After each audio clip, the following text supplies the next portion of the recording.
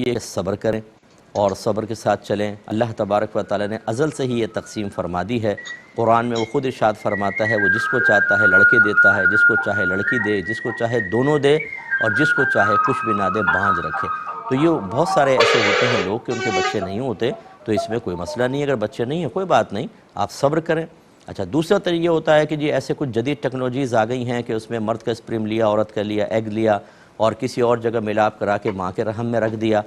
تو یہ اصل میں اس کے لیے ستر کھولنا ہوتا ہے، اور ایک مرد یا ایک عورت بغیر وجہ شرعی کے کسی کے سامنے ستر نہیں کھول سکتے ہیں، یہ یاد رکھیں۔ اور یہ جو ہے یہ اس طرح کے ٹیسٹ ٹیوب بیبی وغیرہ کے معاملات کے لیے ستر کھولنا یہ صحیح شرعی ضرورت میں آتا ہی نہیں ہے، لہذا گناہگار ہوں گے۔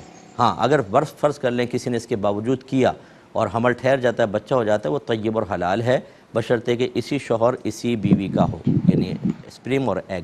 بعض یہ پوچھتے ہیں کہ بیوی کے ایگز بالکل نہیں ہیں، کسی اور عورت کا ایگ لے کے شوہر کے اسپرم ملا کر اس عورت کے رحم میں رکھ دیا جائے، بالکل جائز نہیں ہے۔ اسی وجہ سے تو زنا حرام قرار دیا گیا تھا کہ نسب مشتبہ ہوگا اور جزیت اور بادیت کے غلط تعلق قائم ہوں گے۔ اسی طریقے سے ایگز اس عورت کے ہوں اور اسپرم کسی غیر مرد کا لے لیا جائے، بالکل شرعاً جائز نہیں۔ اسی طریقے سے ان دونوں کا اسپرم اور ایگ ہے، لیکن تھرڈ کسی پارٹی کوئی اور عورت کے اس کا رحم کمزور ہے، وہ کنسیو نہیں کر سکتا، اس میں مطلب حمل باقاعدہ ٹھہر نہیں سکتا، تو اجنبی عورت کے رحم میں ڈلوا دیا، یہ بھی شرعاً جائز نہیں ہے، یاد رکھیں۔ اسی سے خرابیاں پیدا ہوں گی، انساب مشتبہ ہوں گے، شریعت اس کو بالکل لائک نہیں کرتی ہے۔ تو اچھی طریقے سے سوچ سمجھ کر پھر اس کے بارے میں فیصلہ کرنا چاہیے، اور اگر آپ صبر کریں گے اللہ تعالیٰ آپ کو جنت میں اگر داخلہ عطا فرمائے گا، وہاں اولاد بھی ہوگی بعض روایات کے مطابق، آپ کثیر بچے پیدا کر لیجئے گا، کوئی مسئلہ نہیں ہے۔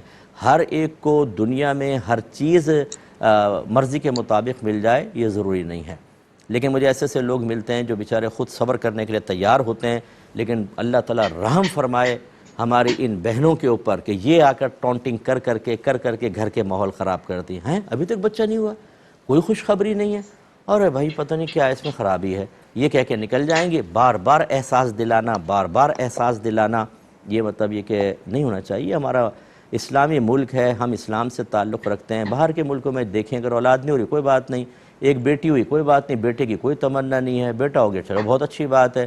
وہ لوگ ہر طرح کے حالات سے کمپرومائز کرنے کے لیے تیار ہیں، اور ہم شریعت کے طریقے پر چلنے کے لیے نہ تیار ہیں، نہ اپنے رویوں، اپنے جذبات، اپنے احساسات کو اس کے تابع کرنے کے لیے تیار ہیں۔ ہماری مرضی پوری ہونی چاہیے، مذہب کچھ بھی کہتا رہو، تو اس لیے یہ مناسب نہیں ہوتا ہے۔